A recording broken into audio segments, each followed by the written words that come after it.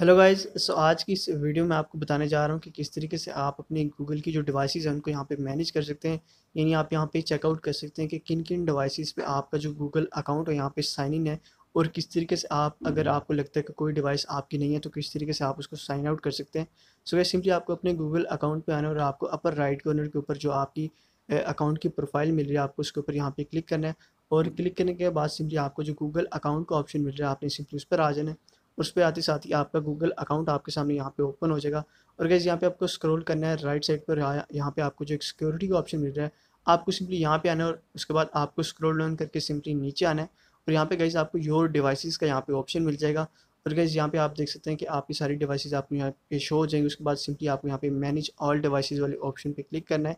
और जैसे आप यहाँ पे क्लिक करेंगे तो आपकी सारी डिवाइसेस जिन पर भी आपका अकाउंट यहाँ पे लॉगिन हुआ है वो आपके सामने यहाँ पे आ जाएंगी।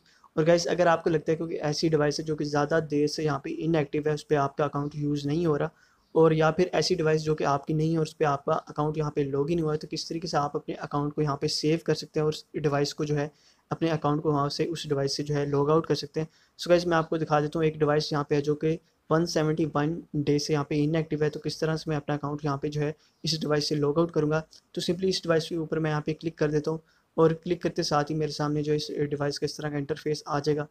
और गाइस, आपको नीचे 3 ऑप्शन मिलेंगे। एक आपको यहाँ पे साइन आउट का मिलेगा, एक फाइंड डिवाइस और डोंट रिकॉग्नाइज समथिंग।